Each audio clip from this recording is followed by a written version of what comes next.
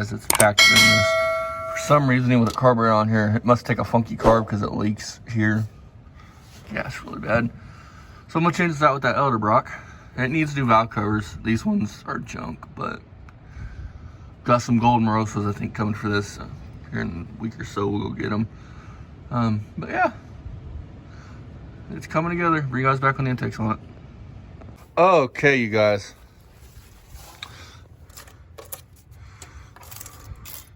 Turns out me and Dad were in this April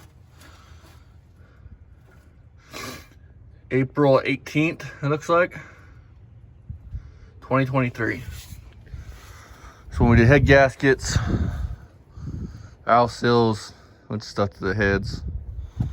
For those of you that's not familiar, this is my 1965 Pontiac Le Mans Sport. I'm out of breath. Give me a minute. That I bought from my uncle for well, my uncle's dead. My uncle's dead. His wife for 300 bucks. And my uncle was gonna do this for his grandson. Grandson was going off to college after he died, and he didn't want it. He needed the money. So I paid 300 bucks for it. There and in the trunk is really the only serious rot in the floors. Of course, you're gonna need lower quarter skins and things like that. But overall, solid car. Frame's good. It's got the 285 horse 326. So, and I'm sure now it's probably got a whopping, 50. But we're changing the intakes out. Here's your factory junk intake. There's the casting number for anybody that wants casting numbers. We're gonna swap it out with this aluminum Elderbrock Performer that I picked up yesterday at Swap Meet for 130 bucks. That's what I paid for this. And one reason, you guys, why I hate cast iron intakes. There's a couple reasons, but one major one is they're just so much fucking lighter. Like that, I kind of gotta, work at it. So, yeah. Get that swapped out. I don't think we're gonna put these studs back in it. I originally tried a spacer on this because, like I said, it didn't matter if I used the Elderbrock or what, it would leak. You guys can see where the gas actually ate through to the yellow paint. And another thing, this block's been painted black, but when we got it, it was that yellow right there. The block and everything was painted yellow, and then the rims, which are these rallies that are on the other car, those were painted yellow too at some point. They went silver, blue, it looks like, and then yellow, and then black.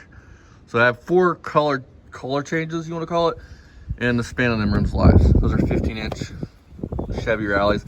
Not sure what they're off of a Corvette. Chevy put those on a ton of cars. For me to say it's just a Corvette would be a lie, because I don't know. And if there's a way somebody can tell, let me know. So let's get swapping this intake. Bring you guys back when this intake is on that engine. And once we get done putting the 400 in here, and Dad gets his Buick engine built for this, the original 350 built up, that 400 is going to be stuffed in this car. This engine is just temporary. I like to have it going so I can maybe drive this around to, the small towns. I want to go to the grocery store or something, drive it this. Like it is.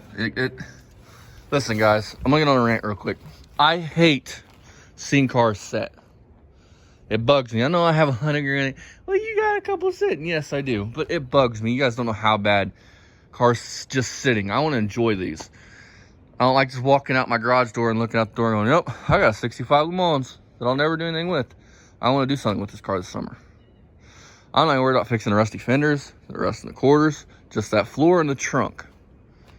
And this engine's the first step to getting us there, because we have a somewhat good running engine, then we can get this car ready to go for summer. Then we'll have this going this summer for a daily. We'll have my muscle truck going this summer for a daily, and we'll have the Dart either done or in paint. And then, of course, Dad's Buick will be done. So that only leaves 2 projects that we should be working on throughout the summer. My Malibu, and then the next thing after that muscle truck gets done, Gramps gets a drug around here, and I gotta start building the engine for it. Actually, the minute that big block gets sent, Gramps gets shoved in the garage, it's slant 6, and I'm gonna start finding rings and things like that for it. So let's go. Enough talking. Alrighty, you guys. So intake's on. That's kind of gonna be the setup. Got to figure out throttle bracket, kickdown bracket. Throttle bracket, I already got it figured out. That's simple shit. I think we got some gold Moroso Valkyries coming for this thing. So they luck, you guys. You guys will see me and Dad toying around Terre Haute and Brazil in this car doing parts runs. Maybe this summer. Now, Dad, what about this engine do we already know? Let's people know. I don't know what. Likes to bleed down lifters, don't it? Yeah, it's an old tired motor. It's tired. But if it's a good parts runner from here to Terre Haute, or, around town, it's not going to be a cross-country thing. We'll pull the engine out eventually and put that 400 in this. But this will do for now. Or if it chucks the rod or something before then, we'll rebuild it. Or if this intake don't make it run any better.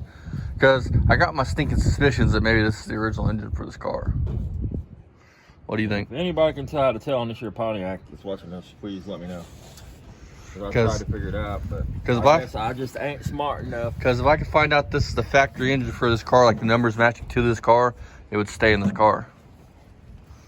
I would do a rebuild like I did in the 400. Supposedly on these older Pontiacs, then they don't necessarily match the VIN, but that you get conflicting stories. Like on it was a regular car like that, then it's simple.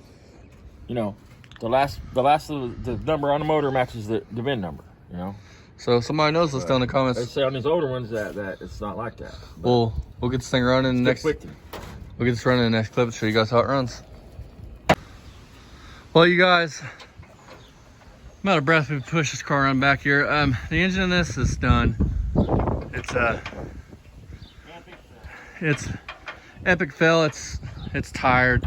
Not locked up. I mean, might do a video on. Yeah, might do a video on compression. I don't know. If somebody wants a 285 horse 326 4-barrel 1965, let me know. And I'll get you a deal on it. Good bottom end. Yeah, good bottom end. Just got a ridge on the cylinder. But that's gonna be it for the 65 sports coupe. See you guys next time on Poor Man's Speed Shop.